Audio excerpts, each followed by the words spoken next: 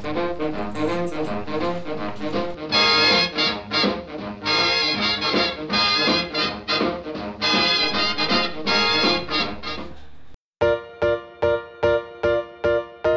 in California and about 1,500 miles away from the nearest family member, I wanted to find a way to communicate and share some of my favorite recipes, which were inspired by a lot of dining experiences that I was having here in the Bay Area. And so for me, a cookbook was such a great way to take the recipes and photographs that I had of the things that I'd made in my own kitchen and package it in a nice way that was easy to share with family and has really become a great gift.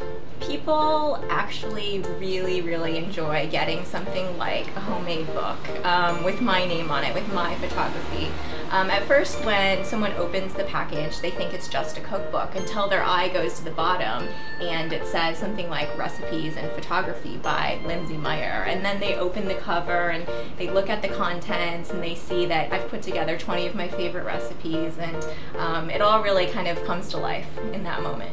For several years, I read a lot of popular food blogs, and between 2009 and 2012, a lot of those bloggers went on to get book deals. And so in some ways that was really sort of the yardstick by which I measured my own success. And so using a company like Blurb, which totally democratizes the publishing process, was such an easy and fun way for me to access the ability to make a book, which traditionally had been something that was reserved for more famous bloggers and people who were discovered through an agent or a middleman. Writing a cookbook was a little bit easier than actually it sounds. I had a lot of the images already on my computer, and some of the recipes were already chronicled and posted on the blog, and so it was just reformatting it to the appropriate size and shape so that it would fit in the blurb format, and putting it together and making it look attractive. And that was a really fun process and project for me.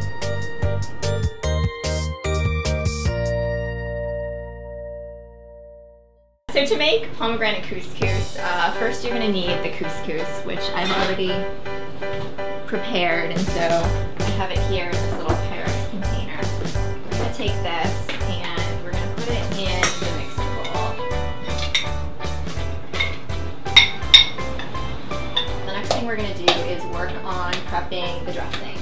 And the dressing is a tablespoon of chopped fresh thyme, the zest from 1 lemon, and the juice of half of the lemon. You mix that with 1/3 cup of olive oil, 1 shallot, and this shallot here is kind of big, so we might use a little less than this whole shallot, plus about a teaspoon of salt or more to taste.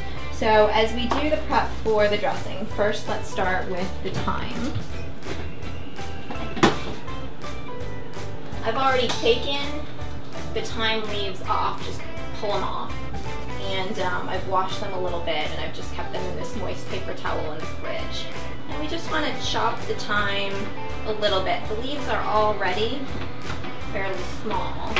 We use this little cuisine part. So we'll take off the top of this and get a measuring spoon. So we want to use a tablespoon of the thyme. So that looks like about a tablespoon. We'll put that in there.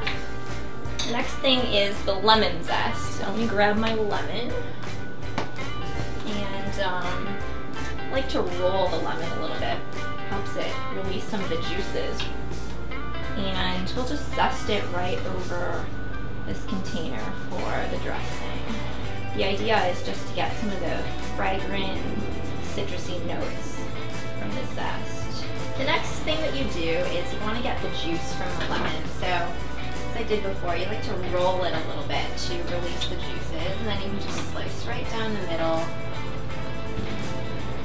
Just use this little mesh strainer so that we don't get any of the seeds in here. We're going to get the juice as much as possible. So for a small lemon, this is pretty juicy. And then to that, you want to add 1/3 cup of olive oil.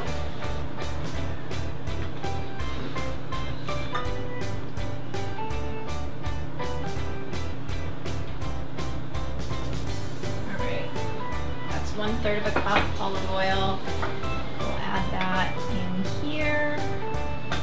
Like so. And then we want to add a shallot. So as I said, this is a fairly large shallot, so we may not use all of it.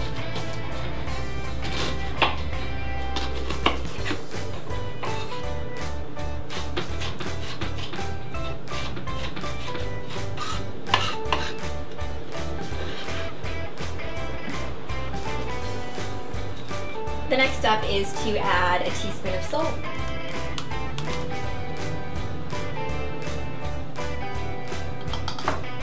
So now that we have everything for the dressing, we'll go ahead and put the top on the food processor.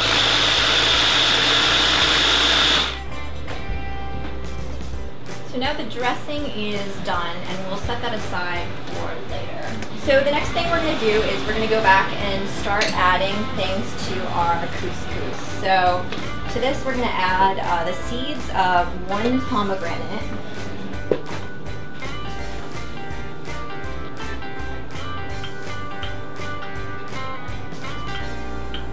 So the pomegranates are in, and next we're going to get some salted roasted pecans. We're going to chop those up. We're going to use 3/4 of cups.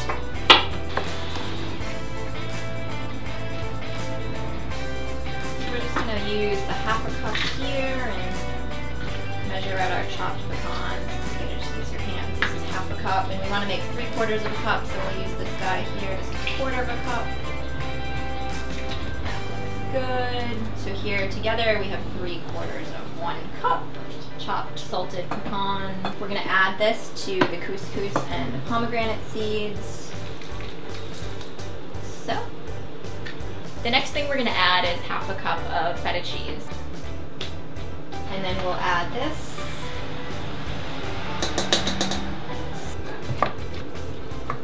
Some of these feta cheese crumbles are a little bit big, so you can break them up a little bit further with your spoon. And I like to use a wooden spoon because it's nice and sturdy and it works well for these purposes.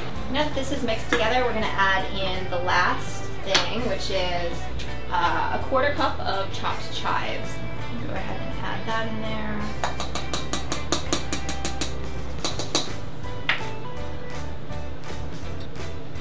My favorite thing about the flavor of this pomegranate couscous is the tangy punch from the pomegranate seeds, which pairs really nicely with sort of the saltiness of the feta cheese crumbles and that light, mild onion flavor that you get from both the chives and the shallot that we add to the dressing.